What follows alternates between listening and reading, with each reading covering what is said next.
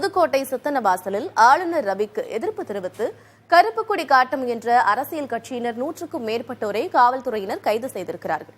சிவகங்கை அழகப்பா பல்கலைக்கழக பட்டமளிப்பு விழாவிற்கு பிறகு சித்தன்னவாசலுக்கு ஆளுநர் செல்லவிருந்த நிலையில் நேரமின்மை காரணமாக ஆளுநரின் அந்த பயணம் ரத்து செய்யப்பட்டிருக்கிறது.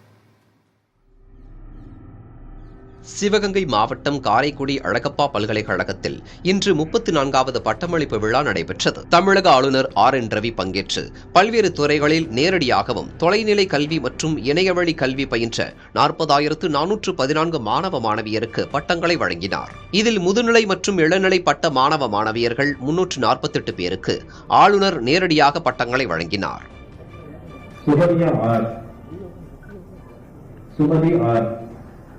Surya R, Veeramani D, Vigneshwar G.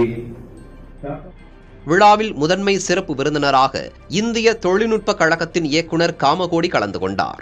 எனினும் இந்த பட்டமளிப்பு விழாவில் உயர்கல்வித்துறை அமைச்சர் ராஜ கண்ணப்பன் கலந்து கொள்ளவில்லை.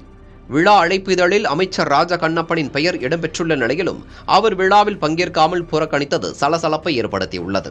இதைத் தொடர்ந்து சித்தன்னவாசலுக்கு வருகை தர இருந்த ஆளுநருக்கு எதிர்ப்பு தெரிவித்து கருப்பு கொடி காட்டும் போராட்டத்திற்கு மார்க்சிஸ்ட் கம்யூனிஸ்ட் கட்சியினர் அழைப்பு விடுத்திருந்தனர். அதன்படி சித்தன்னவாசலுக்கு செல்லும் சாலையில் உள்ள கட்டியாவயல் பகுதியில் மார்க்சிஸ்ட் கம்யூனிஸ்ட் கட்சியைச் சேர்ந்த கந்தரவக்கோட்டை சட்டமன்ற உறுப்பினர் சின்னதுரை தலைமையில் அக்கட்சியினர் கருப்பு கொடி மற்றும் கருப்பு பலூன் காட்டும் போராட்டத்தில் ஈடுபட்டனர். இந்த போராட்டத்தில் மார்க்சிஸ்ட் கம்யூனிஸ்ட் கட்சியினருடன் மதிமுக, விடுதலை சிறுத்தைகள், காங்கிரஸ், இந்திய கம்யூனிஸ்ட் கட்சி உள்ளிட்ட கட்சிகளைச் சேர்ந்தவர்களும் கலந்து கொண்டு ஆளுநருக்கு எதிராக முழக்கமிட்டனர்.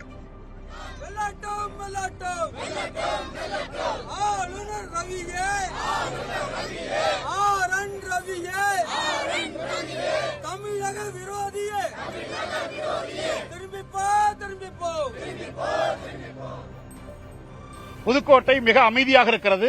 புதுக்கோட்டையில் எப்போதும் நாங்கள் அமைதியாக வாழ்ந்து கொண்டிருக்கிறோம். புதுக்கோட்டையினுடைய அமைதியையும் கெடுக்கிற, தமிழகத்தினுடைய அமைதியையும் கெடுக்கிற கவர்னர் RN ரவி அவர்கள் திரும்பி போக வேண்டும். கவர்னர் பதவியே தமிழகத்திற்கு தேவையில்லை, இந்தியாவிற்கே கவர்னர் பதவி தேவையில்லை என்கிற போராட்டத்தை நாங்கள் நடத்திக் கொண்டிருக்கிறோம். காவல்துறையினரால் போடப்பட்டிருந்த தடுப்புகளை தாண்டி வர போராட்டக்காரர்கள் முயற்சித்ததால் காவல்துறையினருக்கும் போராட்டத்தில் ஈடுபட்டவர்களுக்கும் இடையே தள்ளுமுள்ளு ஏற்பட்டது. பின்னர் போராட்டத்தில் ஈடுபட்டவர்கள் சாலையில் அமர்ந்து கண்டன முழக்கங்களை எழுப்பியதைத் தொடர்ந்து போராட்டக்காரர்கள் 100க்கும் மேற்பட்டோரை காவல்துறையினர் கைது செய்து அருகே உள்ள திருமண மண்டபத்திற்கு அழைத்து சென்றனர். கைது செய்தபோது போராட்டக்காரர்களுக்கும் காவல்துறையினருக்கும் இடையே வாக்குவாதம் ஏற்பட்டதால் அந்த பகுதியில் சலசலப்பு ஏற்பட்டது. இதற்கிடையே நேரம் இல்லாத காரணத்தால் ஆளுநரின் சித்தன்னவாசல் பயணம் ரத்து செய்யப்பட்டுள்ளது. புதிய தலைமுறைக்காக ஒளிப்பதிவாளர் உதயகுமாருடன் செய்தியாளர் முத்துப்பழம்பதி.